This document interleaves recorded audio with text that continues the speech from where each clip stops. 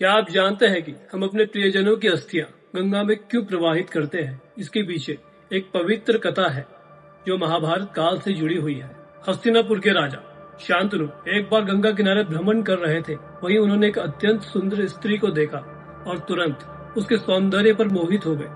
तब राजा ने उसे विवाह का प्रस्ताव रखा। जब राजा ने उनसे विवाह का प्रस्ताव रखा तो इस स्त्री ने एक शर्त रखी, आपको वचन देना होगा कि जीवन में कभी भी मुझसे कोई प्रश्न नहीं पूछोगे।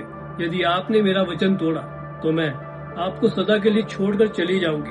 राजा ने यह वचन स्वीकार कर विवाह कर लिया। कुछ समय बाद रानी को पुत्र रतन की प्राप्ति हुई, लेकिन जैसे ही बच्चा जन्मा रानी ने उसे गोद में उठाया और गंगा की ओर चल पड़ी।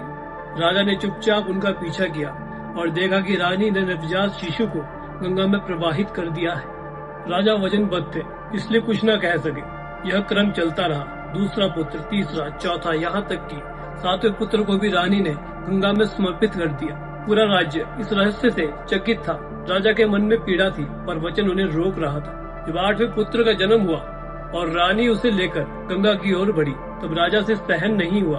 उन्होंने रानी को रोकते हुए कहा, जय गंगा मैया। रानी मुस्काई और राजा को उनका वचन याद दिलाया। फिर उन्होंने अपना दिव्य रूप प्रकट किया और बताया कि वह कोई सामान्य स्त्री नहीं, बल्कि स्वयं गंगा देवी है, ब्रह्मा की पुत्री। उन्होंने कहा कि ऋषि वशिष्ठ के शाप के कारण 8 वसुओं को मनुष्य रूप में धरती पर जन्म लेना पड़ा, परंतु गंगा में समर्पित करने से उन्हें तुरंत मोक्ष प्राप्त होता। वे शिशु गंगा की गोद में समाकर अपने दैवी रूप में लौट जाते। इस रहस्य के पीछे यह संदेश छिपा है कि गंगा केवल नदी नहीं, बल्कि मोक्षदायिनी है।